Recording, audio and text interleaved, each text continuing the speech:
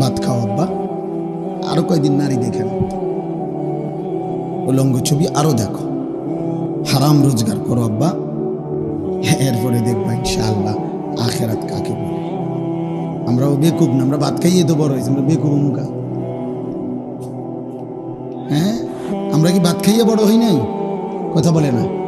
যারা ইমানদার, যারা হালাল পথে চলতে চেষ্টা করে, ওরা বেউকুফ। কেন বেউকুফ হবে? কেন? ওটা যুক্তি তো থাকতে বসে, উনি খাইছে ভাত আর তুমি খাইছো সিরা, সমান বুদ্ধি আইব করতে। এটা হলে একটা কথা ছিল। উনি খাইলো ভাত, হ্যাঁ, আর তুমি খাইলে হুদা বহন 3 বেলা, তাইলে না একটা কথা ছিল যে তার বুদ্ধি শুদ্ধি কম, হুদা বহন খাইয়া আর বুদ্ধি আইব করতে। কিন্তু আমরা কি ভাত খাইয়া বড় হই নাই? এই পৃথিবীর আলো বাতাসে বড় হই নাই? তো বোকা হবো কেন? বোকা হবো কেন বাপ? তোমরা জেনারেল পড়লে তোমরা বুঝের মান, আর আমরা মাদ্রাসায় পড়ার কারণে বেউকুফ। কেন বেউকুফ হবো কেন বেটা? আরে বলো না, যুক্তি দাও ভাই, কি কারণে বেকুব হব আমি? বাংলা না পড়লে বোকা হয়, পদার্থবিজ্ঞান না পড়লে বোকা হয়, জীববিজ্ঞান না পড়লে বোকা হয়, রসায়ন বিজ্ঞান না পড়লে বোকা হয়, তো আল্লাহর কোরআন না জানলে কি হয় বেটা? রাসূলুল্লাহ সাল্লাল্লাহু আলাইহি সাল্লামের একটা সুন্নাহ যদি কেউ বলতে না পারে, তো তুমি কি তাইলে? আমি যদি পদার্থ আর জীববিজ্ঞান না পড়ার কারণে আমরা হুজুর যদি বেকুব হই, তো তুমি কি তা? তুমি মালিকের কোরআন জি পড়তে পারো না? তুমি যার জিব্বা তার কালাম দিয়ে পড়তে পারো না? তুমি যার চোখ তার কালাম জি দেখো না? চোখ দিছে কে? পদার্থবিজ্ঞানওয়ালা, জীববিজ্ঞানওয়ালা কে? তো তুমি তার কালাম পড়তে পারো না? আলাম নাজআল লাহু আইনাইন ওয়া লিসানাও ওয়া শাফাতাইন। আল্লাহ বলে, বান্দা আমি কি 2টা চোখ দেই নাই? আমি কি একটা জিহ্বা দেই নাই? আমি কি 2টা ঠোঁট দেই নাই? তাহলে এমন জিহ্বা, যেই জিহ্বা দিয়ে লক্ষ কোটি কথা বললা, আমার কালাম তাইলে পড়তে পারলা না কা? এটা কি আমার জিহ্বা না? এটা কি আমার দেওয়া চোখ না?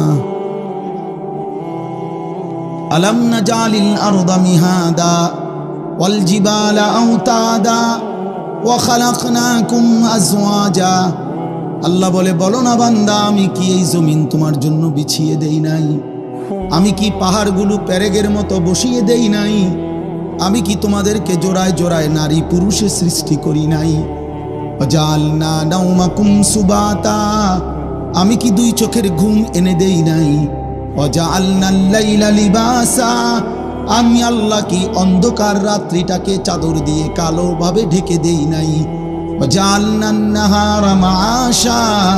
উপার্জন করার জন্য একটা প্রখর সূর্য তুলে আমি কি একটা ধবধবে ফর্সা দিন এনে দেই নাই? ওয়াবানাইনা ফাওকাকুম সাবআন শিদাদা। মাথার উপরে 7টা আসমান আমি কি স্থাপন করি নাই? এত কিছুর বিনিময়ে আমি কি একটা সেজদা পাই না?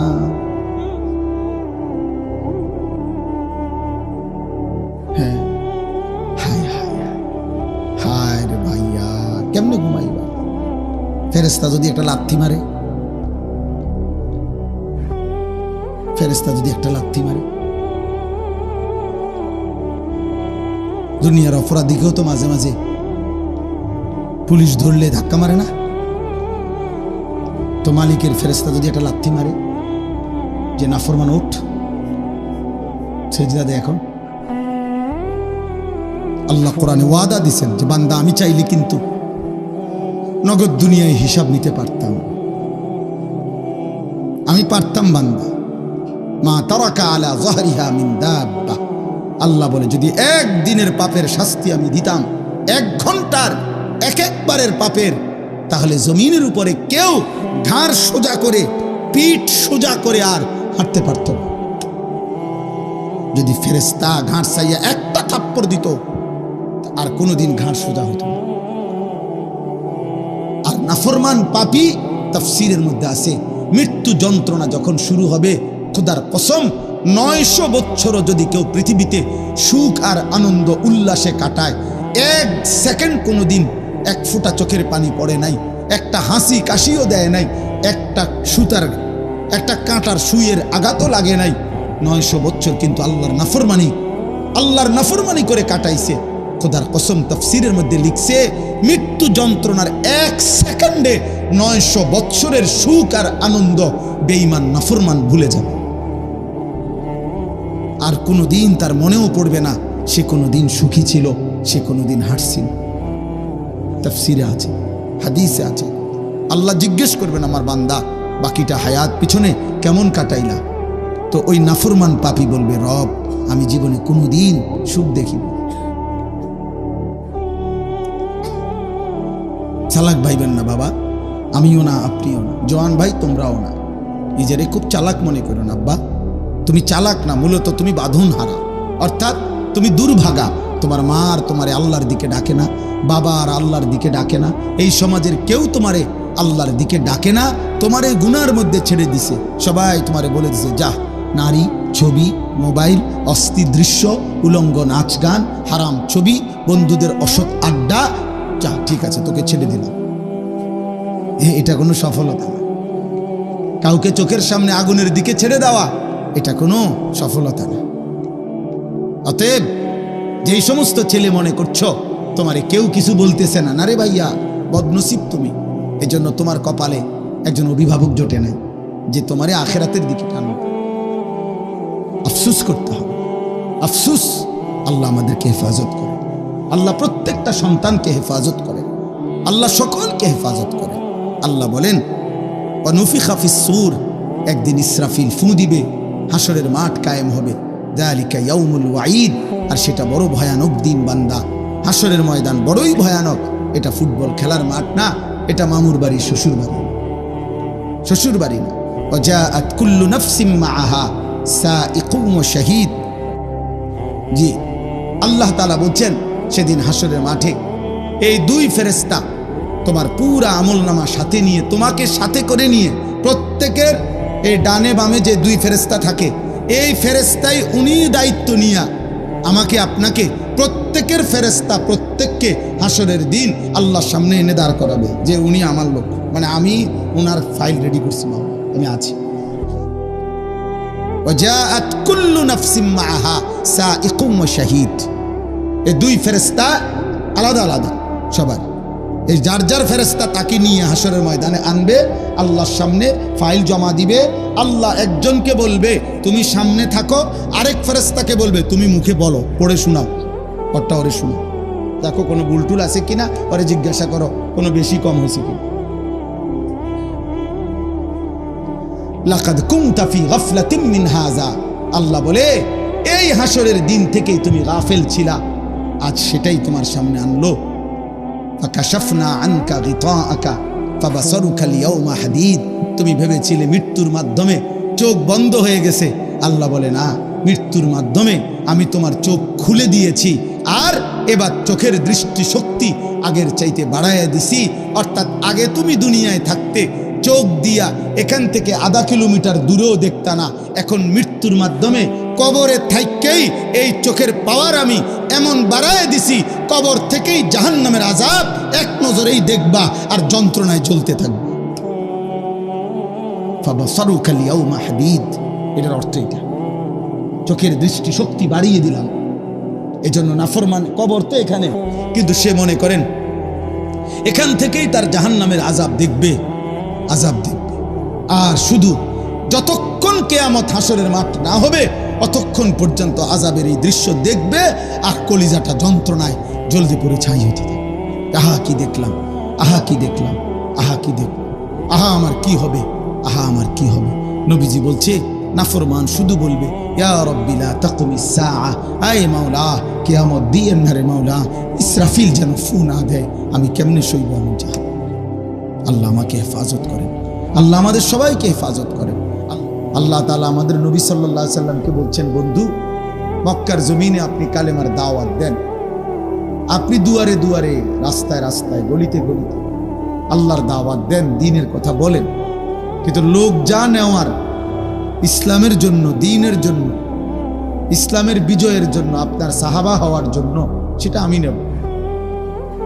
কারে নেব কারে নেব না এটা আমার বুঝ, আপনি বলেন, আপনি বলেন। এটা কোনো মাখলুকের হাতে আল্লাহ ছেড়ে দেয় না। হেদায়েত দেব কাকে, দেব না কাকে, আল্লাহ বলছেন সেটা আমার হাতে, আপনি শুধু বলে যান। তো ফলে দেখা গেল নবী সাল্লাল্লাহু আলাইহি ওয়াসাল্লাম দাওয়াত দিলেন একই মক্কার জমিনে, একই বংশে, কুরাইশ বংশে সবাইকে। কিন্তু আল্লাহ বললেন, বন্ধু আমি আবু বকরকে নিলাম, আবু জাহেলকে নিলাম না, ওমরকে নিলাম, আবু লাহাবকে নিলাম না, ওসমানকে নিলাম, উতবাকে নিলাম না, আলীকে নিলাম, শাইবাকে নিলাম না। অথচ আবু জাহেলও কুরাইশ, আবু বকরও কুরাইশ, আবু লাহাবও কুরাইশ বংশের, ওমরও কুরাইশ বংশের, একই বংশের মানুষ, এক বাড়ি এক মহল্লার মানুষ, একই বংশের। কিন্তু মালিক একজনকে নিলেন, একজনকে নিলেন। আল্লাহ চাইলেন তো আফ্রিকা থেকে বেলালকে আনছেন। হযরতে বেলালের বাড়ি ছিল আফ্রিকা, আল্লাহ চাইছেন তো সেখান থেকে টেনে আইনা নবীর সাহাবী বানাই দিয়েছে। হযরত সালমান ফারসি, ওনার বাড়ি ইরান, পারস্য, আল্লাহ চাইছেন তো সেখান থেকে টেনে এনে ওনাকে সাহাবী বানাই দিয়েছে। হযরতে সুহাইব একজন সাহাবীর নাম, তিনি ইটালিয়ান, রোমের মানুষ ছিল, ইটালির। আল্লাহ সেখান থেকে এনে ওনারে কালেমাওয়ালা বানাইছে, নবীর সাহাবী হয়েছে। অথচ কাবা ঘরের সবচেয়ে কাছে, সর্বপ্রথম কাবা ঘরের সবচেয়ে প্রথম যার ঘর কাবা ঘরের পাশে আবু জাহেলের ঘর। আবু জাহেলের ঘরের চাইতে আগে, কাবা ঘরের পরে আর কারো ঘর নাই, এখনো নাই। কাবার সর্বপ্রথম প্রতিবেশী ছিল আবু জাহেল, আল্লাহর ঘরের। মালিক বলল, আমি নিলাম না। আল্লাহ বললেন, আমি নিলাম না। খালাস, বেঈমান হয়েই মারা গেছে, নির্মম অপমানিত হয়েই মারা গেছে। এজন্য দুস্থ কারো কাছে ইসলাম ঠেকে না। অনেক ছেলে পেলে আছে, তোমরা মনে করো যে হুজুররা তোমাদেরকে অনেক সময় হুজুর নামাজ আখিরাতের কথা বলে, এই জন্য যে ওনাদের বাতের বড় অভাব। তুমি যদি আল্লাহর পথে আসো তাহলে হুজুরের হয়তো দুগা বাত মিলব, এই কারণে। না না বাপ, বিষয়টা এটা না। এই পৃথিবী প্রত্যেকের রিজিক ভিন্ন ভিন্ন। বাপের রিজিকও নির্ধারিত, পুতের রিজিকও নির্ধারিত, স্বামীর রিজিকও নির্ধারিত, স্ত্রীর রিজিকও নির্ধারিত। প্রত্যেকের রিজিক মাকসুম। নবীজি সাল্লাল্লাহু আলাইহি সাল্লাম বলেছেন আলাদা আলাদা করে বন্টন করা আছে। ওমা মিন দাব্বাতিন ফিল আরদি ইল্লা আলাল্লাহি রিজকুহা। আল্লাহ বলেছে জমিনের একটা ছোট্ট পতঙ্গ, একটা ছোট্ট পোকাও যেটা জমিনের উপরে আছে, চলে, আমার জমিনে বিচরণ করছে, আমি আল্লাহ তার রিজিকের দায়িত্ব আমি আমার উপরে আবশ্যক করে নিলাম।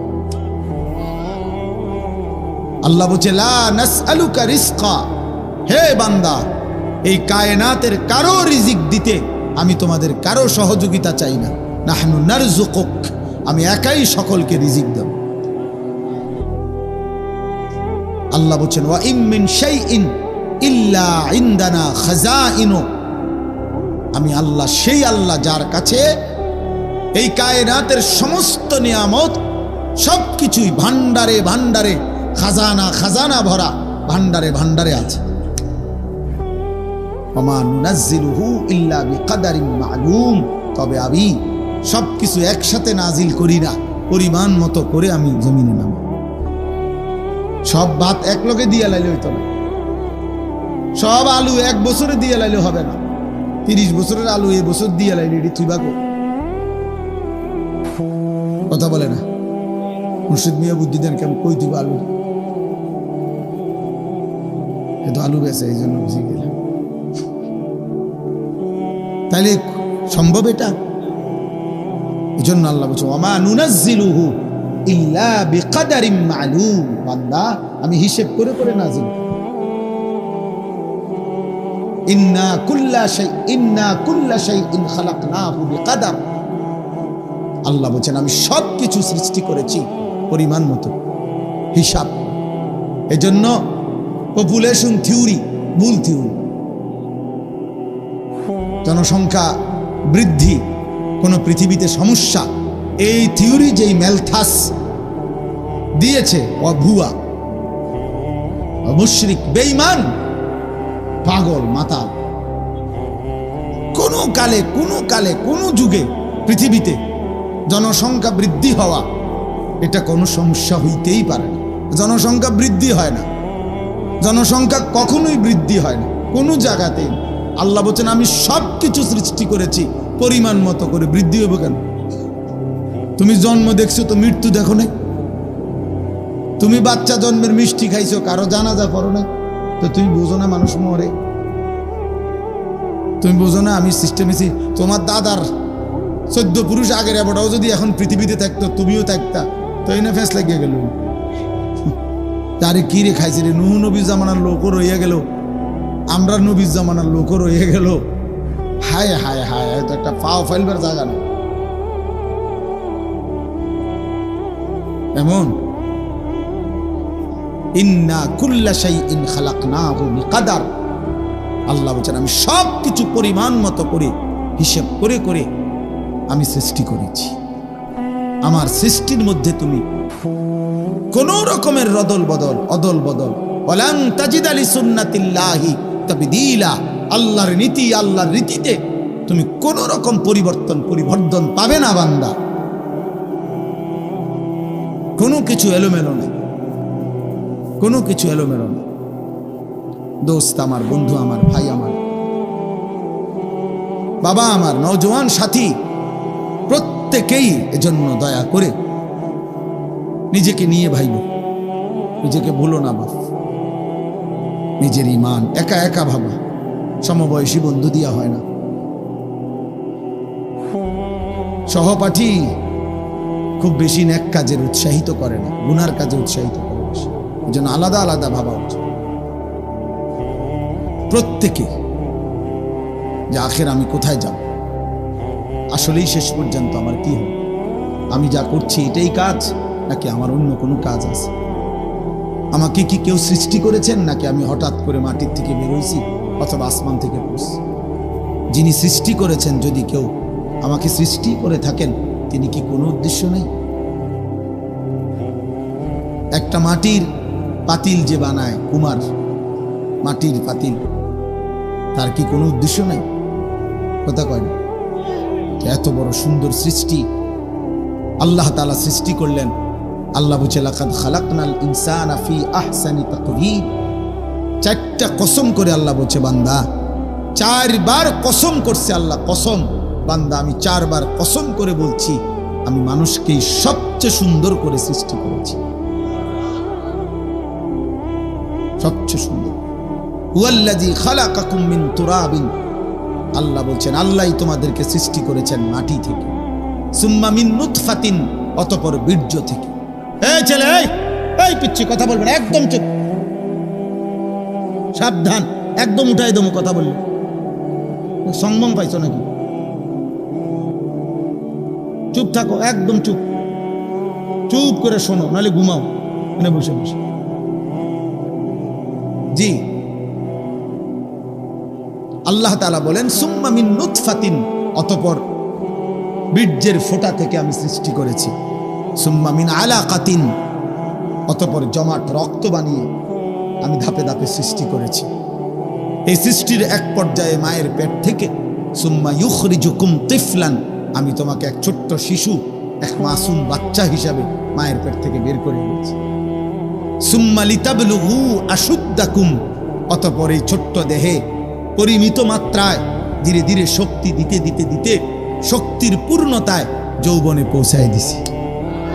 সুম্মা লিতাকুনু শুয়ুখা, আবার কিছুদিন পরে যৌবনের শক্ত সামর্থ্য যৌবন শরীরটাকে আবার ভাঙতে শুরু করছি, দুর্বল করতে করতে এবার পুনরায় বৃদ্ধ বানায় দিছি। অমিনকুম মান ইউতাওয়াফা মিন ক্বাবলু, আবার আমি অনেককে বৃদ্ধ পর্যন্ত পৌঁছবার আগে আগেই মাস পথে মৃত্যু দিয়ে ফেলি। ওয়ালিতাবলুগু আজালাম মুসাম্মা, এবং আমি প্রত্যেককেই তার জন্মের পর থেকে তার জন্য নির্ধারিত হায়াত, যাকে আমি যেতটুকু হায়াতের ফয়সালা করছি অতটুকু হায়াত পূর্ণ দিয়েই তাকে কবরে এনেছি। ওয়ালা আল্লাকুম তাকিলুন, এত কিছু কেন করলাম? এত কিছু কেন করলাম? একবার মাটি, একবার বীর্য, একবার জমাট রক্ত, একবার গোশতের টুকরা, একবার হাড্ডির কঙ্কাল, একবার নাক চোখ লাগাইলাম, একবার মায়ের পেট থেকে রূহ দিয়ে বের করে আনলাম, একবার ছোট্ট শিশু বানাইলাম, আবার যুবক বানাইলাম, আবার বৃদ্ধ বানাইলাম, একবার কালো চুল, আবার সাদা চুল, একবার মজবুত শরীর, আবার দুর্বল হাত। এত কিছু কেন করলাম? যেন তুমি বুঝতে পারো তোমার কিছু না, সব আমার, অতএব আল্লাহর গোলামি করা উচিত। হায় হায় অপদার্থ সন্তান, বুঝলা না? মানে যারা নামাজ পড়ো না, সেজদা দেহ না, আহা তুমি আস্তা মূর্খ বেটা, আপাতমস্তক মূর্খ বেটা, তুই বেটা মূর্খ, বেটা মূর্খ। বাকি পড়া ছাড়াও বেটা ভাত মিলে বেটা। দুনিয়া ভোগ করছো পড়ালেখা করে, মূর্খ মানুষও দুনিয়া ভোগ করে। বকলম বকলম, নাম দস্তখত করতে জানে না, টিপসই দেয়, অয় দুনিয়া সমপরিমাণ ভোগ করে। কোনটা কম? নেতাগিরি। মূর্খ মানুষ নেতা নাই, মূর্খ মানুষ মাতবর নাই, মূর্খ মানুষের বিল্ডিং এ টাইলস লাগায় নাই, এসি নাই। হ্যাঁ তো এমন বহু মূর্খ আছে যার কোটি কোটি টাকার বাড়ি গাড়ির কাছে যাইতে শিক্ষিত এ বেটা আরো 200 বছর চাকরি করার লাগবে। আমনের পিএইচডি লইয়া আমনে আরো 200 বছর চাকরি পয়সা কামাইলো, এতে সমান হইতে পারে। আমার লগে চলেন, আমরা লাকসাম আছে।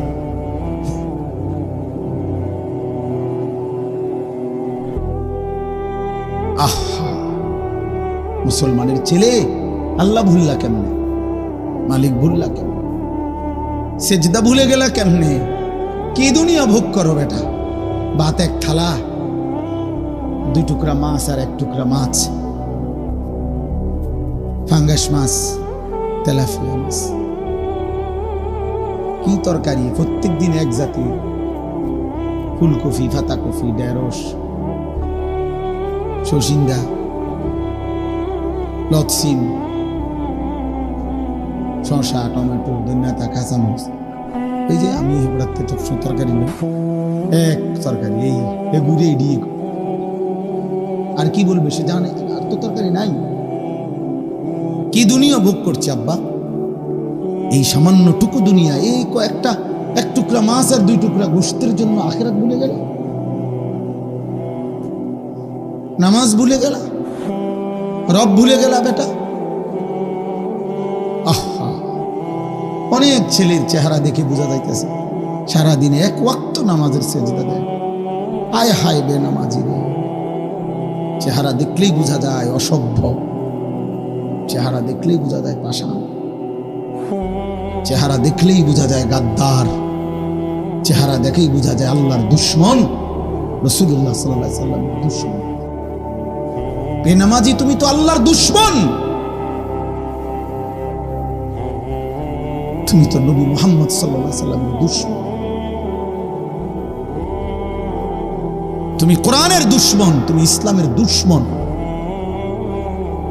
যদি ভিন্ন কথা থাকে দাঁড়াও, প্রতিবাদ করো, দাঁড়াও, হিম্মত করো। একটা বেনামাজি যার কপালে সেজদা নাই, নাফরমান, দাঁড়াও, প্রতিবাদ করো, তাহলে তোমার প্রতিবাদের জবাব ইনশাআল্লাহ দিয়ে দেব।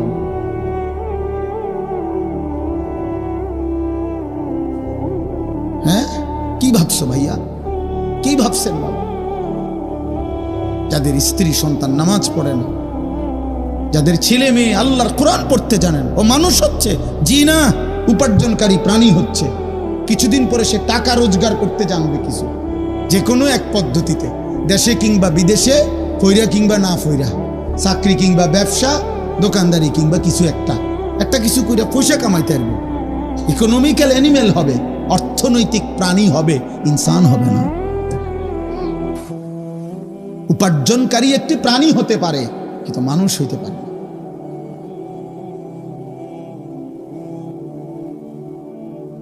হ্যাঁ হ্যাঁ, সেজদাবিহীন মানুষ হয় না, গোলামিবিহীন মানুষ হয় না, বন্দিগিবিহীন মানুষ হয় না। যে জিহ্বা আল্লাহর কালাম পড়তে পারে না, পরে ইচ্ছা করে পড়তেও পারে না, ওই জিহ্বা তো কথাই বলতে চাও, তো বোবা মূলক।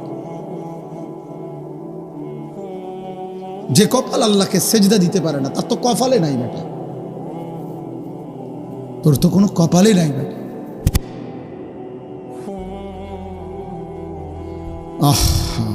ওই ভাই দেখেন এক নজরে মোবাইলের দিকে চাইয়া রয়েছে, কারে কয় কি কয় ভাইয়ের কোনো চিন্তা, এক নজরে উনি ওনার মোবাইলের দিকে তাকাই গেছে। আল্লাহ আপনারে রহম করেন, আল্লাহ বিবেক দান করেন। কি দরকার এগুলো শুনে লাভ কি? ওনার হলো ওনার তো মোবাইল আছে, চার্জ আছে, মোবাইলে এমবি আছে, আর কি মোটরসাইকেল আছে। হ্যাঁ, অসংখ্য ছেলে তোমরা ভাবতেছ, এই নৌজওয়ান তোমাদের অনেকের চার জিনিস তোমগো নৌজওয়ানরে পাগল বানায় ফেলছে। একটা বড় মোবাইল, একটা মোটরসাইকেল, একটা অসৎ মেয়ের সাথে সম্পর্ক, চরিত্রহীন কোনো নারীর সাথে সম্পর্ক, আর সমবয়সী কিছু বন্ধুদের আড্ডা। খালাস, ও মনে করছে ও 7 রাজার ধন পাইছে, ওর পৃথিবীতে আর কিছুই লাগবে না। এই 4 জিনিস পেয়েছে, খালাস।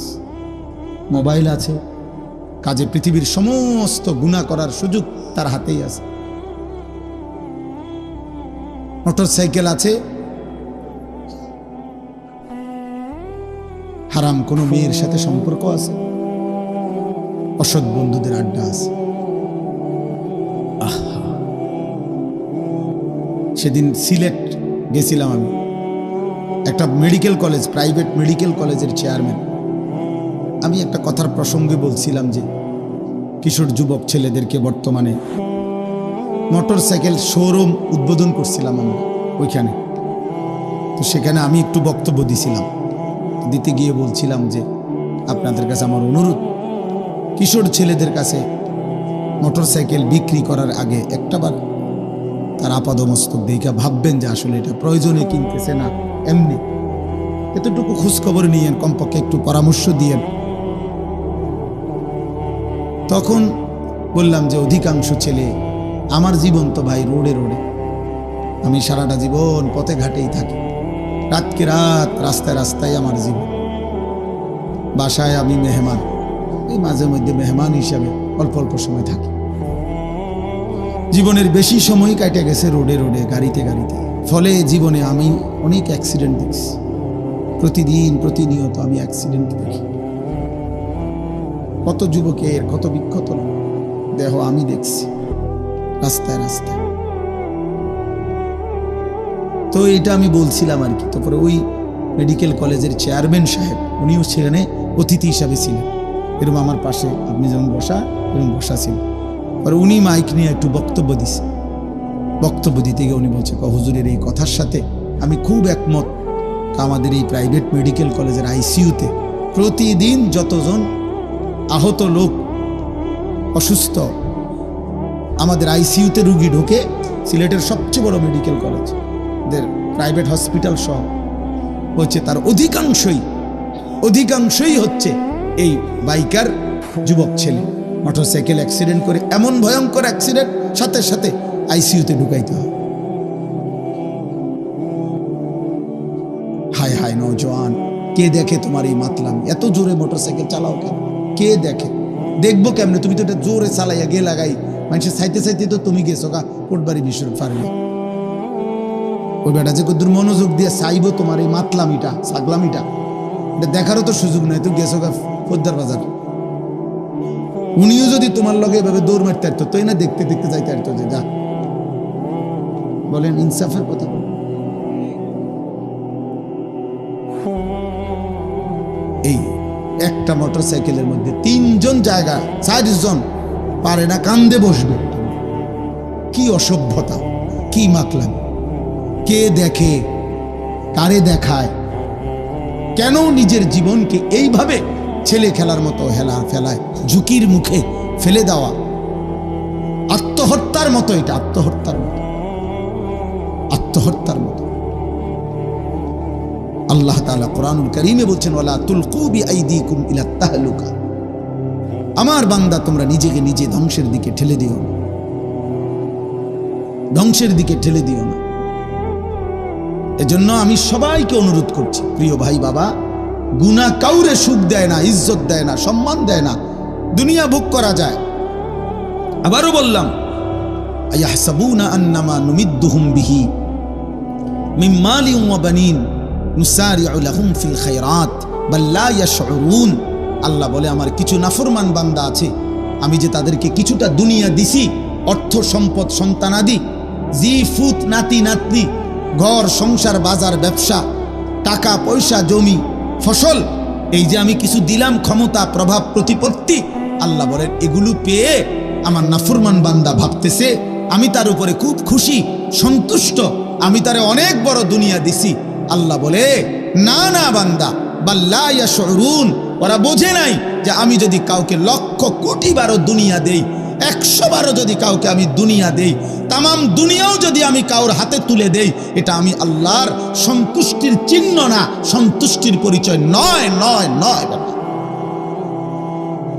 দুনিয়া মিললে আল্লাহর সন্তুষ্টি বুঝায় না। দুনিয়া মিললে কার সন্তুষ্টি বুঝায় না? কথা বলে না। ওয়াদারনি ওয়াল মুকাদ্দিবিনা উলিন নামাতি ওয়ামাহিলহুম কালিলা। আল্লাহ বলছে, মিথ্যাবাদী, নাফরমান, পাপী, ওদেরকে একটু সময়ের জন্য আমি দুনিয়া দেব। হে আমার ইমানদার বান্দা, আমার একটু সুযোগ দাও, আমার একটু সুযোগ দাও, ওরা একটু ছেড়ে দাও। মানে বিষয়টা এমন আর কি, যেন একজন নামাজি বান্দা সেজদা দিয়া আল্লাহর হুকুম মাইনা হালাল পথে চইলা, ওই যেন অভিমান করলো আর কি, আল্লাহরে বললো, কিতা সেজদা দেই আমি বিল্ডিং করে দিয়ে হেতে ঘটনা কিতা, মানে কান্দি আমি, ডাকি আমনেরে আমি, পয়সা দি সব তার, সম্পদ দি সব তার, ব্যাপারটা কি? আপনারা কি শুরু করলেন? তা আল্লাহ বলে, আমার বান্দা, পরে একটু সময়ের জন্য এই মিথ্যাবাদী নাফরমানকে, এই সুদখোর হারামখোরকে, এই অবৈধ উপার্জনকারীকে, এই হারাম উপার্জনকারী বেঈমান নাফরমানকে একটু আমি একটা অনুরোধ, আল্লাহ বলছে, এই থাক, কিছু বললো না, আমার একটু সুযোগ দাও। ওয়াদারনি, দেও বান্দা দেও। ওরে 50টা বছর, 60টা বছর, এ কয়টা ভাত তরকারি খাইব, মারতো না, কিছু কইব না, কি তার খাইবার, ফাঙ্গাইসার, তেলাফিয়া, এই তো আর মুরগা, কক মুরগা, আর কি। আচ্ছা দেও বান্দা দেও, তবে মনে রেখো বান্দা, পরে আমি মৃত্যুর দিন থেকে, যেদিন চোখ বন্ধ হবে আর অনন্তকাল পর্যন্ত আর কোনো দিন এই নাফরমানকে আমি আর এক ঢোক পানি দেব না, আর এক লোকমা খাবার দেব না, আর কোনদিন। আর তোমারে আমি ওয়াদা দিলাম বান্দা, আমার সেজদা দাও, গোলামি করো, হালাল খাও, কষ্ট করে চলো, চোখ বন্ধ করলে অনন্তকালের জান্নাত তোমার জন্য আমি খুলে দেব। ইন্না আ'তাদনা লিল কাফিরিনা সালাসিলা ওয়া আগলালা ওয়া সাইরা। আল্লাহ বলেন, নাফরমান, বেঈমান, পাপীদের জন্য আখিরাতে আমি রেখে দিয়েছি, রেডি করে ফেলেছি আগুনের শিকল, জাহান্নামের বেড়ি, আর প্রজ্বলিত জাহান্নামের আগুন। শিকল পড়ানো হবে আগুনের, বেড়ি লাগানো হবে গলায়। বেড়ি মানে কি?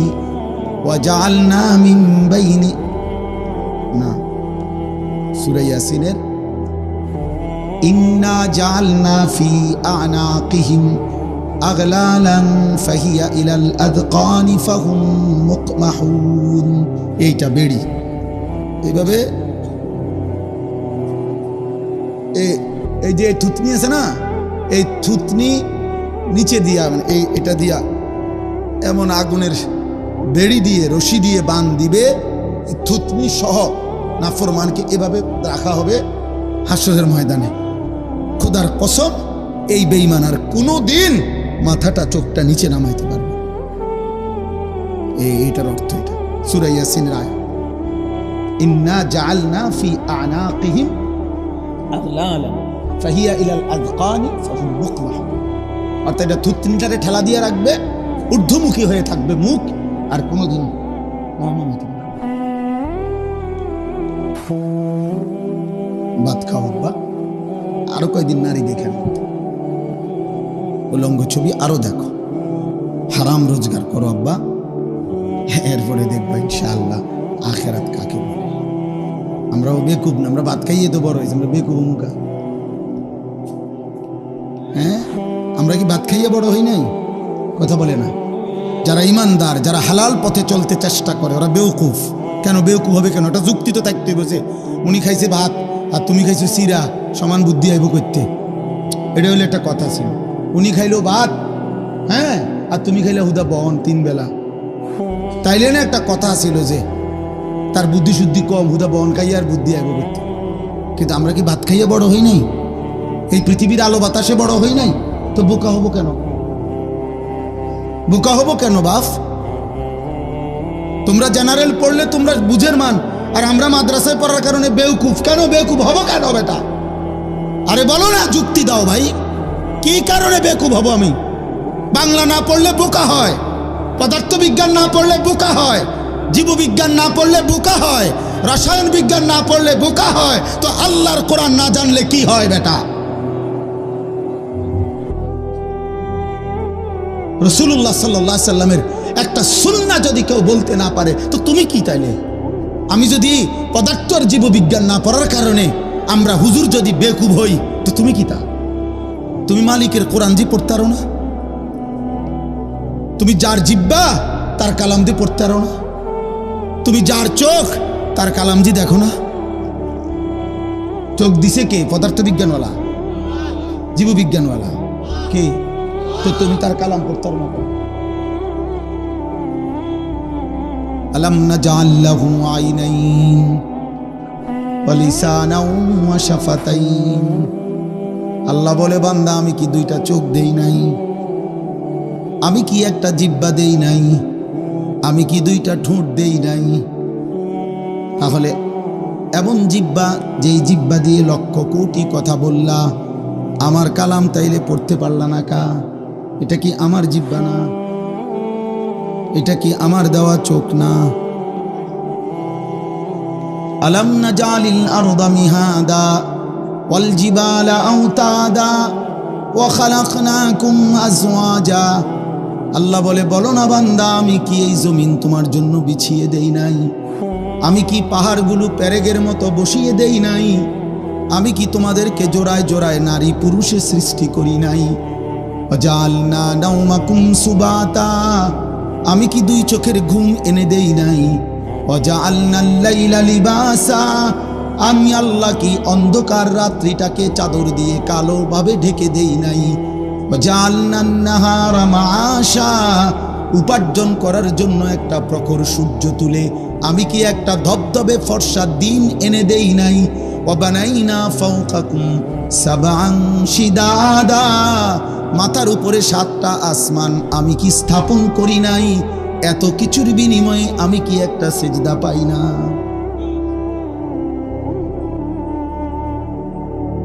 হ্যাঁ, হায় হায় হায় রে ভাইয়া, কেমনে ঘুমাইব? ফেরেশতা যদি একটা লাথি মারে, ফেরেশতা যদি একটা লাথি মারে, দুনিয়ার অপরাধীকেও তো মাঝে মাঝে পুলিশ ধরলে ধাক্কা মারে না? তো মালিকের ফেরেশতা যদি একটা লাথি মারে যে নাফরমান উঠ, সেজদা দে এখন। আল্লাহ কোরআনে ওয়াদা দিছেন যে বান্দা আমি চাইলে কিন্তু নগদ দুনিয়ায় হিসাব নিতে পারতাম, আমি পারতাম বান্দা। মা তারাকা আলা যাহরিহা মিন দাব্বা। আল্লাহ বলে, যদি একদিনের পাপের শাস্তি আমি দিতাম, 1 ঘন্টার একবারের পাপের, তাহলে জমিনের উপরে কেউ ঘাড় সোজা করে, পিঠ সোজা করে আর হাঁটতে পারত না।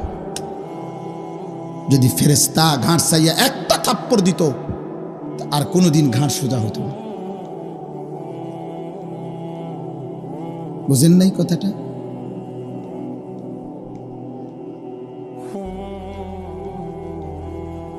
আল্লাহ আমাদেরকে হেফাজত করে, আল্লাহ আমাদেরকে অলিজায় বুঝ দান করে।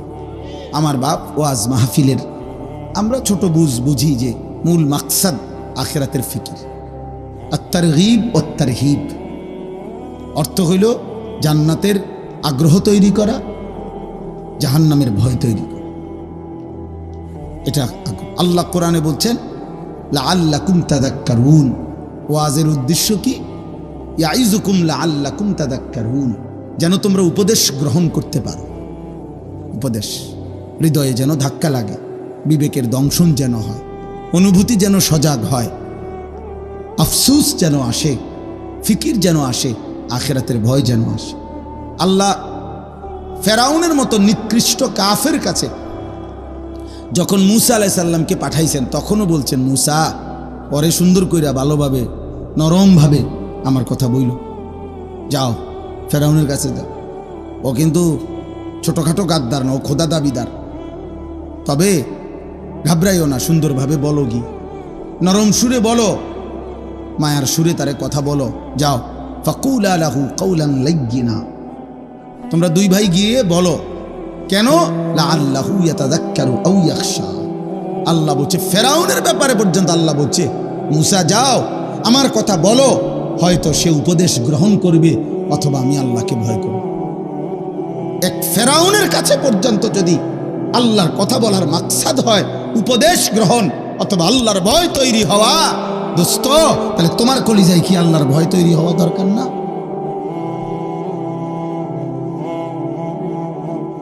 অতএব প্রিয় নওজোয়ান, দয়া করে রহম করো।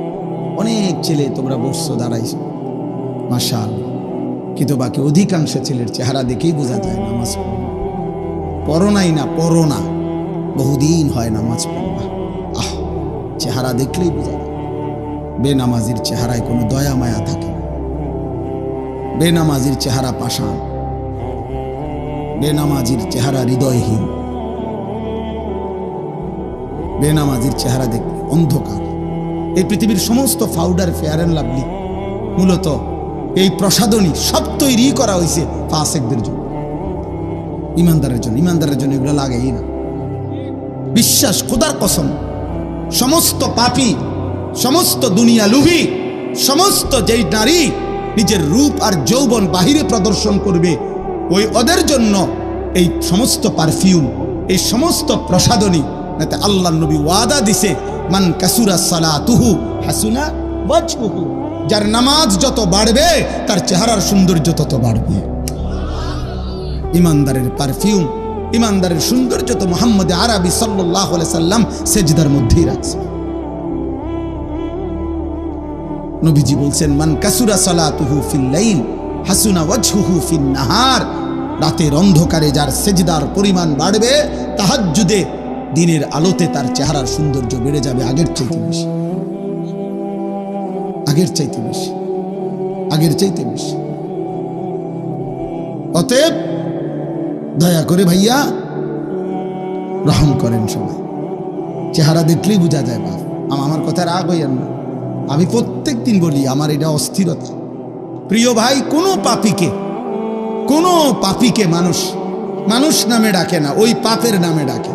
আমার এই কথাটা মনে রাখি, তোমাগরও বলিছেন, পাপীকে মানুষ নামে ডাকে না, পাপের নামে ডাকে। অর্থাৎ ওরে আর ওই নামে ডাকে না। ও যখন সুদখোর, তে এবার মানুষ তাকে সামনে হোক পিছনে হোক সুদখোর নামে ডাকে। এই পাপের নামে তোমার পরিচয় ছিল সুদখোর, ঘুষখোর, কিস্তিখোর, হারামখোর, মদখোর, নেশাখোর, গাঁজাখোর, ফুট্টাখোর, বাবাখোর, ডালখোর, ইয়াবাখোর, হারামখোর। 100 বছর পরে হইল না ফরমান, 500 বছর পরে হইল তোর বংশের নাতিরে হইল কেউ বলবে, সরেন থেকে বেটা তোর দাদা আসিল নেশাখোর, বেটা যা, বেটা লম্বা কথা কইতে আসিল, চিনি না বেটা, তোর বাপ কিতে আসিল বেটা লম্বা লম্বা গপ মারস, সর,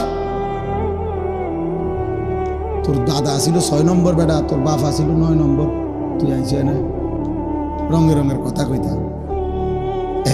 তার মানে তোমার পাপ শুধু তোমাকে কলঙ্কিত করলো না রে বাপ, তোমার পাপ তোমার আগামী প্রজন্মের মাথা ছোট করে দিল। তোমার নাতির হয়তো কোনো অপরাধ ছিল না, কিন্তু তোমার অপরাধ তোমার নাতিকেও বেইজ্জতি করে দিল। হয়তো কোনো ভরা মজমায় অপমানিত করল। সে কয় না যে তার উপরে কোনো তার মুরব্বীর কোনো দোয়া আসিল, তাহলে বুঝা গেল যে পূর্বপুরুষের নেক আমলও পরবর্তীর উপরে কি করে, আসর করে। তাইলে এটা যদি হয় তাহলে এর বিপরীতটাও তো হবে। কথা বোঝেন নাই? পূর্বপুরুষের যদি ভালো আমল তার অধস্তন বংশধরের উপরে যদি এটার প্রভাব পড়ে, তাহলে পূর্বপুরুষের মন্দ আমলও তো তার পরবর্তীদের উপরে কি পড়বে?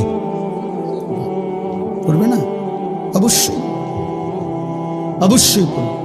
আমরা কিতাবে পড়ছি একটা আশ্চর্য কথা শুনে, নবী সাল্লাল্লাহু আলাইহি সাল্লামের কলিজার টুকরা নাতি, ওই ছেলে, এই মোবাইলওয়ালা ছেলে, এই অপদার্থ, উঠটা পিছনে যাও, বাইরে যাও, এনে অটো উড়াও, সিএনজি উড়াও, এই রোডে মোট কতটা অটো চলাচল করে এক মাসে, তুমি এটা ছবি উড়াও, তাহলে জাতি অনেক উপকারী তথ্য পাবে যে আলেঘাটচর থেকে পদুয়ার বাজার বিশ্ব রোডে পর্যন্ত প্রতি মাসে এতটি মারুতি চলে।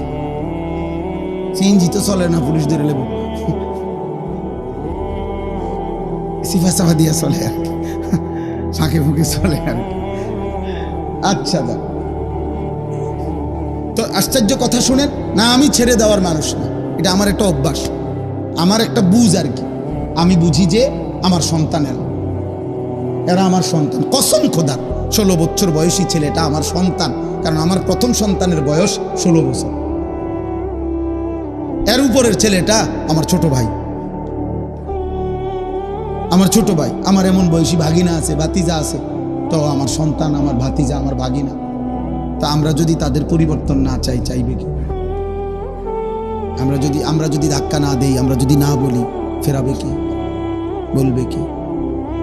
বলে এমন অনেক ছেলে আছে যাদের জীবনে কেউ নাই বলার, আপন মা বাবাও যেন পর, আপন ঘরে ঘুমায়, বাবা মা জীবিত, 365 দিনের 1 বছর পার হয়ে গেছে, কিন্তু কোনো দিন ছেলেটা ফজরের নামাজ পড়ে না, বাবা মাও একবারও ডাকে না। আহ, এই দুর্ভাগার কপালে কেউ নেই, তারই ডাকার মতো কেউ নেই। আমার মা, আমি কত বলছি, আমার আম্মা জীবন আম করে প্রাইমারি স্কুলের, আমার আব্বা প্রাইমারি স্কুলে মাস্টারি করতো, আব্বারে দিয়া মা ওই ঘন্টা ফিডি না, যে বেল ফিডে ঘন্টা ফিড, এগুলা কিনা আনাইছিল বাসায়। মায় ফজরের ওয়াক্তে আমাকে সব রুমে রুমে দাঁড়ায় দাঁড়ায় এই টুং টুং টুং টুং টুং করে ঘন্টা ফিরত, আমরা উঠা পর্যন্ত। আমার যখন 2টা বাচ্চা ছিল তখনও মায় উঠাইছে। আমরা কত সময় বলতাম যে মা উঠে গেছি, এটা এই ঘন্টা ফিডন বন্ধ করেন, উঠছি মা, হয়েছে তো এবার এটা বন্ধ করেন না। মায় বলতো যে না ফুট, এইটি আমি বুঝছি হতার থেকে কম, লাইট জ্বালাও, দুয়ার খোলো, মানে লাইট না জ্বালাইলে, দরজা না খুললে মা এটা বিশ্বাস করতো না যে উঠছি, যে কইছি হয়তো শোয়ার থেকে কইছি, বুঝছেন না? এখনো মার 75 বছর বয়স, আমার আম্মা বাইচা আছেন, এখনো কথা বললে মা এই 2 কথা আজও বলে, আমার ভূত মহাদস্যু, এটা বলে মা, এখনো বলে মা ভূত নওয়াজস্যু, নমাজ উঠছি। আর আমারে আলাদাভাবে বলে ভূত, চাইও মানুষের লগে টাকা পয়সা লইয়া চাইও ঝামেলা করবো না। অত শতবার যে কইছি মা, আল্লাহ আমার মারে মাফ করে। তো বলতেছিলাম হযরতে হাসান, নবী সাল্লাল্লাহু আলাইহি সাল্লামের কলিজার টুকরা, আদরের নাতি না, হাসান হুসাইনের নাম জানেন না আমরা? এই হাসান যিনি বড় জন আর কি, ফাতেমা রাদিয়াল্লাহু তাআলা আনহার বড় ছেলে যিনি, এই হাসান রাদিয়াল্লাহু তাআলা আনহু ইসলামের 4র্থ খলিফা হযরত আলী রাদিয়াল্লাহু তাআলা আনহু। এই আলী রাদিয়াল্লাহু তাআলা আনহু হলেন ওনার আব্বা। হাসানের আব্বাকে আলী না, তো আলী রাদিয়াল্লাহু তাআলা আনহু যখন শাহাদাত বরণ করছেন, ইসলামের 4র্থ খলিফা, ওনার শাহাদাতের পরে এর পরে খলিফা হয়েছিলেন, মুসলিম খলিফা আমিরুল মুমিনিন হয়েছিলেন এই হাসান। কেটা? এই আলী রাদিয়াল্লাহু তাআলা আনহুর বড় ছেলে, নবী সাল্লাল্লাহু আলাইহি সাল্লামের প্রথম নাতি হাসান। তো হাসান রাদিয়াল্লাহু তাআলা আনহু তিনি হয়েছেন খলিফা আমিরুল মুমিনিন, কিন্তু বরাবর 6 মাসের মাথায় তিনি আল্লাহর সন্তুষ্টির জন্য ইসলামী রাষ্ট্রের সার্বিক কল্যাণ চিন্তা করে, মানে এগুলোর অনেক কথা আছে, বাকি আমি ছোট কথাটা বললাম আর কি। ইসলামী রাষ্ট্রের সার্বিক চিন্তা কল্পনা করে স্বেচ্ছায়, ঠান্ডা মাথায়, সুস্থ মস্তিষ্কে তিনি এই খেলাফত হযরত মুআবিয়া রাদিয়াল্লাহু তাআলা আনহুর হাতে তুলে দিয়েছেন। তুলে দিয়ে খেলাফত থেকে তিনি অব্যাহতি নিয়ে নিছেন। তো আল্লাহর জন্য উনি খেলাফত বাদশাহী ছেড়ে দিয়েছেন একটা বিশাল অঞ্চলের। তো এরপরে আমরা কিতাবে পড়ছি প্রিয় নবী সাল্লাল্লাহু আলাইহি সাল্লাম, আপনারা সবাই জানেন শেষ জামানায় ইমাম মাহদী আসবে, জানেন, শুনছেন না এটা?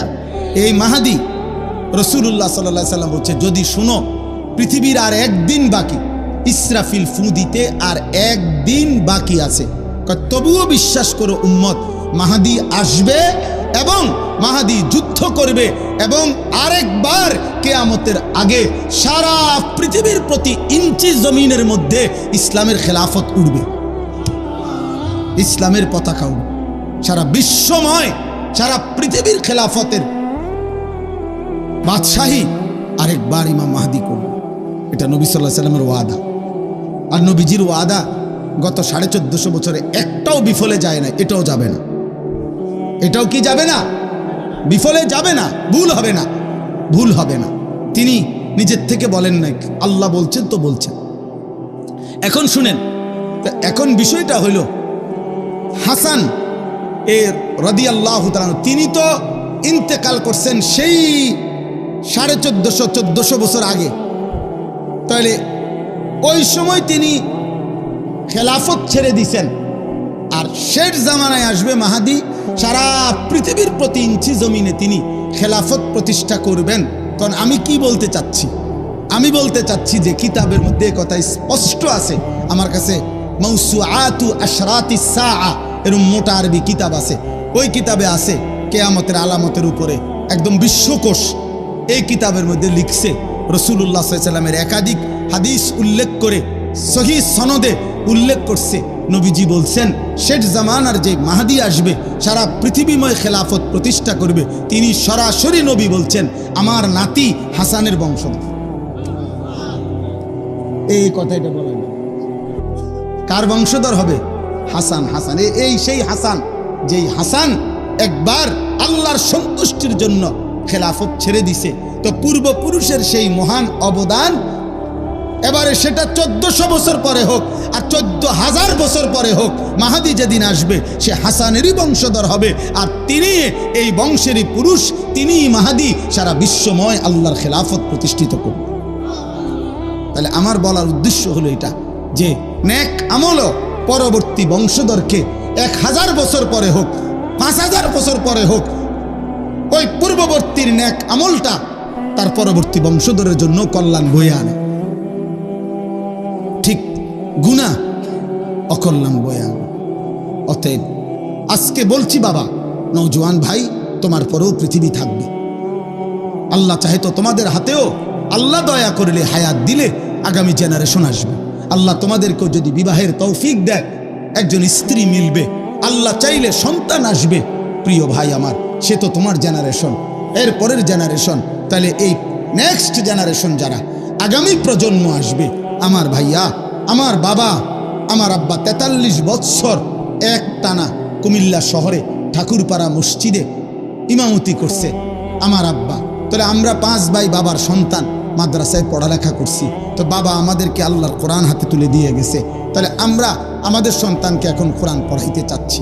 আমার ভাই, আমার হাত জোড় করে একটা ছেলের কাছে অনুরোধ, তোমরা যারা 24 ঘন্টা এই নারী ছবি, উলঙ্গ দৃশ্য, জিনা, ব্যভিচার অথবা বন্ধুদের অসৎ আড্ডা, মুশরিক কাফিরদের মতো চুল, চেহারা, লেবাস, পোশাক, এক ওয়াক্ত নামাজ পড়তে মন চায় না, একটা সেজদা দিতেও মন চায় না, প্রিয় ভাই আমার, তোমার পরবর্তী জেনারেশনের কাছে তুমি কি দিয়া যায়?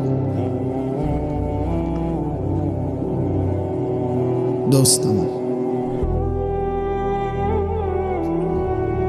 আগত প্রজন্মের কাছে তুমি কি দিবা? তাইলে তোমার দ্বারাই তো পৃথিবী, তোমার মাধ্যমে তো ইসরাফিলের ফু না হতে পারে, পৃথিবী আরো অনেক লম্বা সময় ইসরাফিলের ফু দিতে আরো দেরি হতে পারে। তো আমরা তো জানি না কখন, জানি কেউ? অতএব এই আশা নিয়ে আমাদের মাদ্রাসাগুলো দ্বীনের খেদমত করে।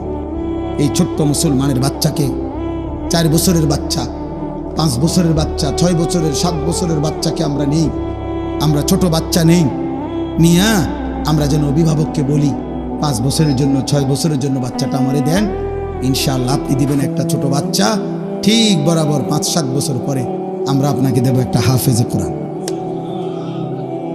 ইনশাআল্লাহ ইনশাআল্লাহ।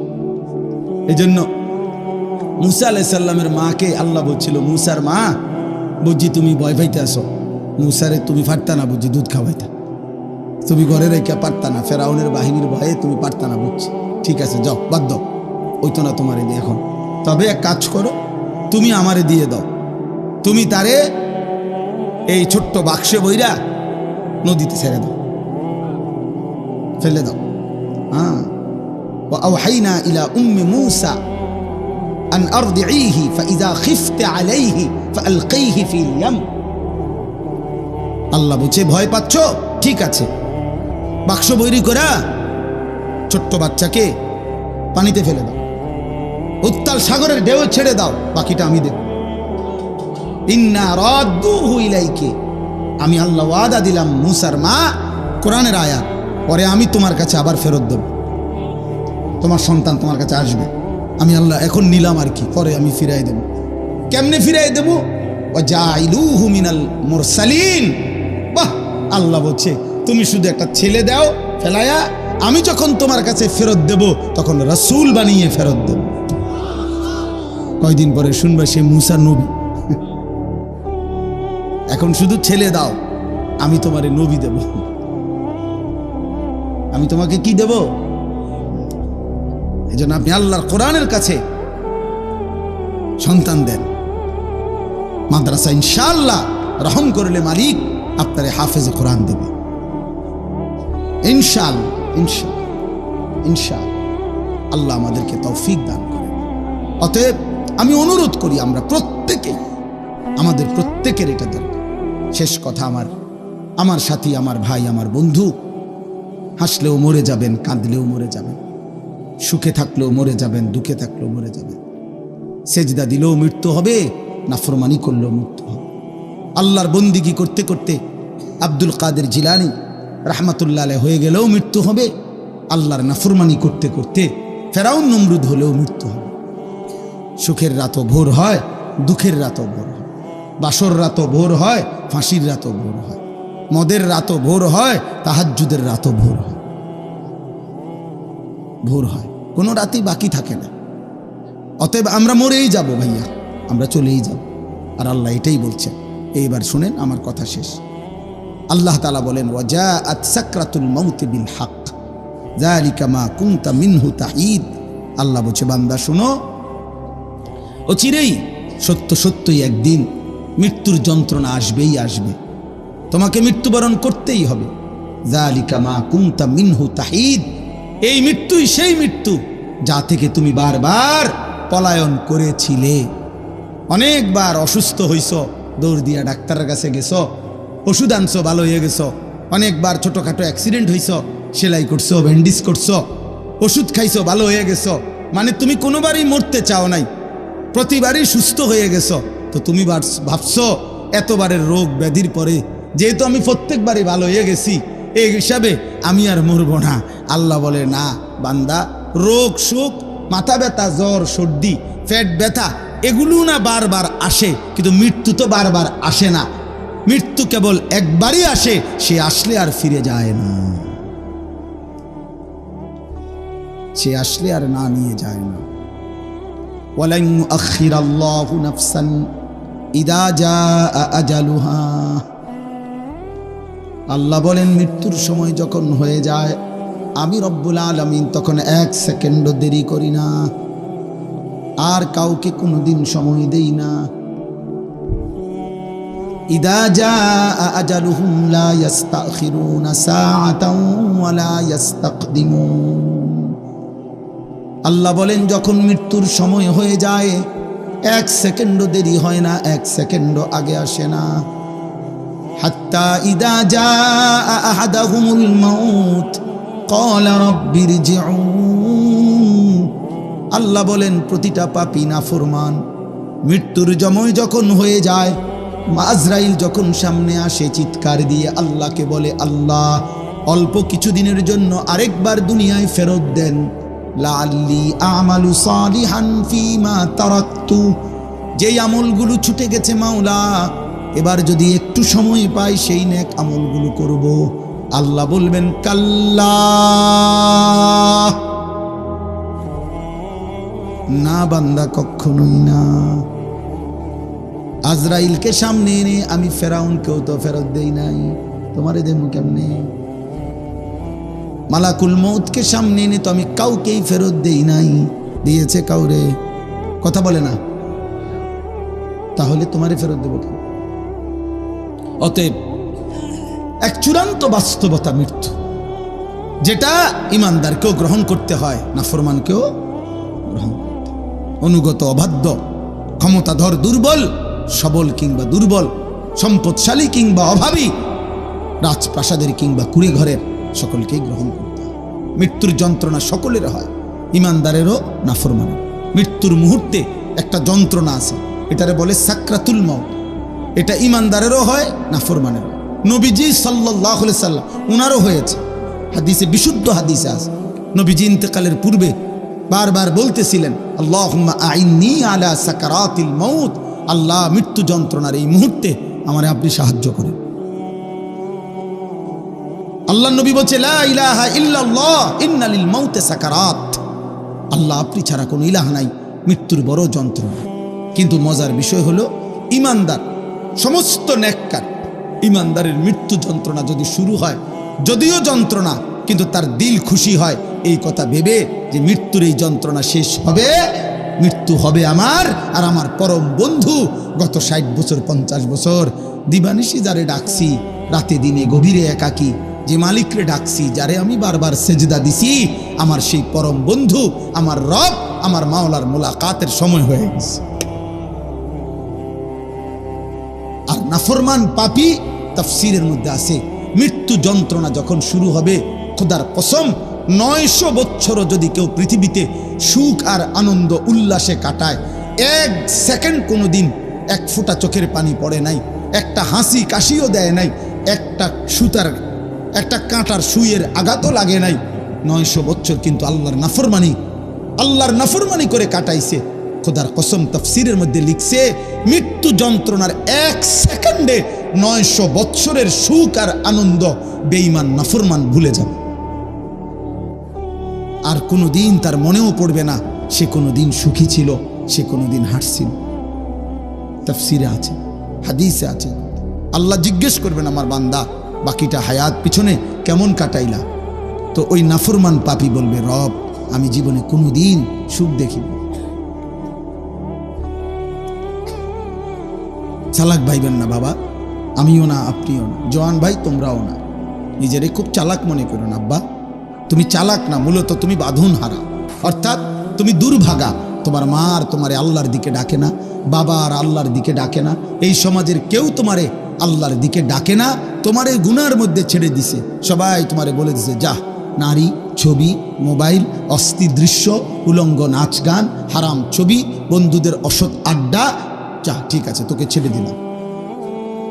এটা কোনো সফলতা না। কাউকে চোখের সামনে আগুনের দিকে ছেড়ে দেওয়া, এটা কোনো সফলতা না। অতএব যেই সমস্ত ছেলে মনে করছো তোমারে কেউ কিছু বলতেছে না, না রে ভাইয়া, বদনসিব তুমি। এজন্য তোমার কপালে একজন অভিভাবক জোটে নাই যে তোমারে আখেরাতের দিকে টানবে। আফসুস করতে হবে, আফসুস। আল্লাহ আমাদেরকে হেফাজত করে, আল্লাহ প্রত্যেকটা সন্তানকে হেফাজত করে, আল্লাহ সকলকে হেফাজত করে। আল্লাহ বলেন, ওয়ানুফিখা ফিস-সূর, একদিন ইসরাফিল ফু দিবে, হাসরের মাঠ কায়েম হবে। যালিকা ইয়াউমুল ওয়াঈদ, আর সেটা বড় ভয়ানক দিন বান্দা। হাসরের ময়দান বড়ই ভয়ানক।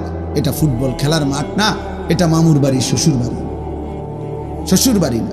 ওয়াজাআত কুল্লু নাফসিম মাআহা সাইকুম ওয়া শাহীদ। জি, আল্লাহ তাআলা বলছেন, সেদিন হাসরের মাঠে এই 2 ফেরেশতা তোমার পুরা আমলনামা সাথে নিয়ে, তোমাকে সাথে করে নিয়ে, প্রত্যেকের এই ডানে বামে যে 2 ফেরেশতা থাকে, এই ফেরেশতাই উনি দায়িত্ব নিয়া আমাকে আপনাকে, প্রত্যেকের ফেরেশতা প্রত্যেককে হাসরের দিন আল্লাহর সামনে এনে দাঁড় করাবে যে উনি আমার লোক, মানে আমি ওনার ফাইল রেডি করছি, বাবা আমি আছি। ওয়াজাআত কুল্লু নাফসিম মাআহা সাইকুম ওয়া শাহীদ। এই দুই ফেরেশতা আলাদা আলাদা সবার, এই যার যার ফেরেশতা তাকে নিয়ে হাসরের ময়দানে আনবে, আল্লাহর সামনে ফাইল জমা দিবে। আল্লাহ একজনকে বলবে তুমি সামনে থাকো, আরেক ফেরেশতাকে বলবে তুমি মুখে বলো, পড়ে শোনাও, ওরটা ওরে শোনো, দেখো কোনো বুলটুল আছে কিনা, ওরে জিজ্ঞাসা করো কোনো বেশি কম হয়েছে কিনা। লাকাদ কুনতা ফি গাফলাতিন মিন হাযা, আল্লাহ বলে এই হাসরের দিন থেকেই তুমি গাফেল ছিলা, আজ সেটাই তোমার সামনে আনলো। ফাকাশাফনা আনকা গিতাআকা ফাবাসারুকা আল-ইয়াওমা হাদীদ, তুমি ভেবেছিলে মৃত্যুর মাধ্যমে চোখ বন্ধ হয়ে গেছে, আল্লাহ বলে না, মৃত্যুর মাধ্যমে আমি তোমার চোখ খুলে দিয়েছি, আর এবার চোখের দৃষ্টি শক্তি আগের চাইতে বাড়াইয়া দিছি। অর্থাৎ আগে তুমি দুনিয়ায় থাকতে চোখ দিয়া এখান থেকে আধা কিলোমিটার দূরেও দেখতা না, এখন মৃত্যুর মাধ্যমে কবরে থাইকেই এই চোখের পাওয়ার আমি এমন বাড়ায় দিছি, কবর থেকেই জাহান্নামের আযাব এক নজরেই দেখবা আর যন্ত্রণায় চলতে থাকবে। ফাবাসারুকা আল-ইয়াওমা হাদীদ, এটার অর্থ এটা, চোখের দৃষ্টি শক্তি বাড়িয়ে দিলাম। এজন্য নাফরমান কবর তো এখানে, কিন্তু সে মনে করেন এখান থেকেই তার জাহান্নামের আযাব দেখবে, আযাব দেখবে। আর শুধু যতক্ষণ কিয়ামত হাসরের মাঠ না হবে অতক্ষণ পর্যন্ত আযাবের এই দৃশ্য দেখবে, আর কলিজাটা যন্ত্রণায় জলদি পড়ে ছাই হতে থাকবে। আহা কি দেখলাম, আহা কি দেখলাম, আহা কি দেখ, আহা আমার কি হবে, আহা আমার কি হবে। নবীজি বলছে নাফরমান শুধু বলবে ইয়া রাব্বি লা তাকুমিস সাআ, আয় মাওলা কিয়ামত দিয়েন না রে মাওলা, ইসরাফিল যেন ফু না দেয়, আমি কেমনে সইব এমন জাহান।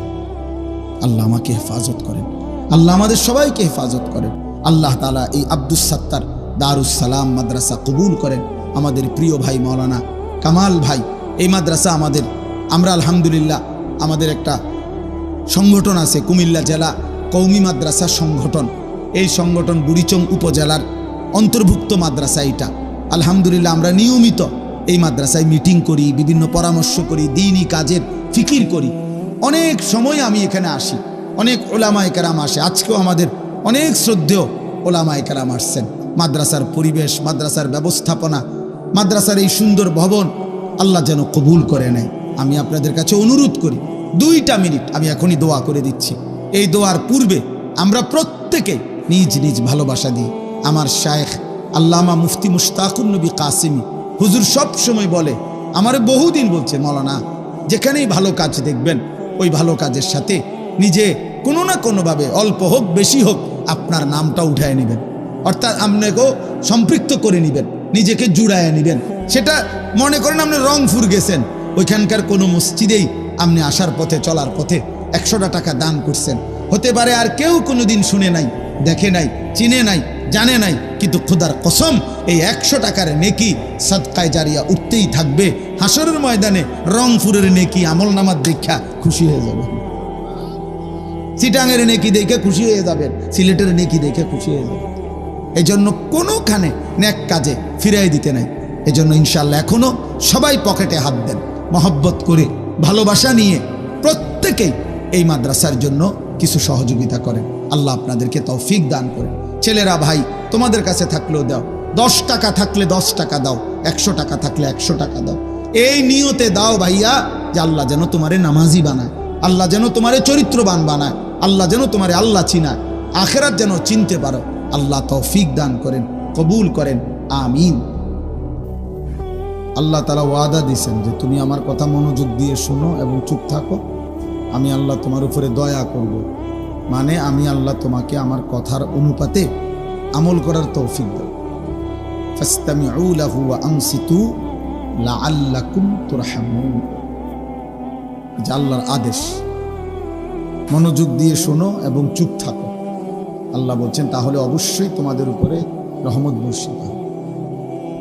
কোরআনুল কারীমের মধ্যে আছে ওয়ামিনান নাসি মান ইয়াশতারি লাহুল হাদিসি লিউদিল্লা আন সাবিলিল্লাহি বিগাইরি ইলমিন ওয়া ইয়াত্তাখিযাহা হুজওয়া উলাইকা লাহুম আযাবুম মুহিন।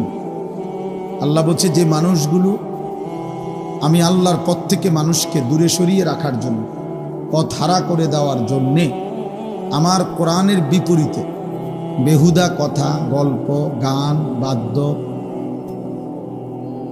কিস্সা কাহিনী, বানোয়াটি, কৌতুক, হাসি ঠাট্টা, মজাক, এরকম পরিবেশের ব্যবস্থাপনা করে, ইন্তজাম করে, প্রতিবন্ধকতা তৈরি করে এবং আল্লাহর দ্বীনকে উপহাসের পাত্র বানায়, উলাইকা লাহুম আযাবুম মুহিন, আমি আল্লাহ তাদের জন্য অত্যন্ত লজ্জাকর, অপমানকর, নিকৃষ্ট আযাব রেখেছি। এজন্য এটা খুব সাংঘাতিক। এই যে আমি সব সময় ভয় পাই এই দোকানদার এগুলার জন্য, আমার খুব ভয় লাগে এটা। এই যে মাহফিলকে সামনে রেখে যে সমস্ত দোকানদাররা দোকানদারি করে, এদের কারণে অনেক ছেলে মুসলমানের সন্তান বাড়ির থেকে বের হয়েছিল, হয়তো মা বাবার কাছে বলেও আসছিল যে ওয়াজে যাইতেছি, কিন্তু এই বদনসিবরা মাঝখানে আটকায় যায়। বুঝেন নাই হিসাবটা? ও তো আর আসতে পারলো না। পরে এই সামান্য একটা চটপটির দোকান, বুট বাদামের দোকান আটকায় ফেলল, ও আর ভিতরে আসতে পারলো না, আল্লাহর কথা শোনার সুযোগ পাইল। অথচ এই লোকটা ইচ্ছা করলে অন্য সময়ও বুট বাদাম বেচতে পারত। এটা মানে আমার একটা মনে হয় আর কি, চিন্তা লাগে, সে তো একটা প্রতিবন্ধকতার কারণ। কারণ ওয়াজ মাহফিলের মধ্যে বুট বাদাম বিক্রি করা এটা কোনো সুন্নত না, মুস্তাহাব। মাহফিলের সাথে, আল্লাহর কোরআনের কথার সাথে বুট বাদামের কোনো ন্যূনতম সম্পর্কও নাই, চটপটির কোনো সম্পর্কও নাই। এটা তো একটা সারা বছরের বিষয়, যে কোনো সময় যে কোনো কেউ ইচ্ছে করলে বুট বাদাম, চটপটি, পেঁয়াজু, চা তো খাইতেই পারতেছে।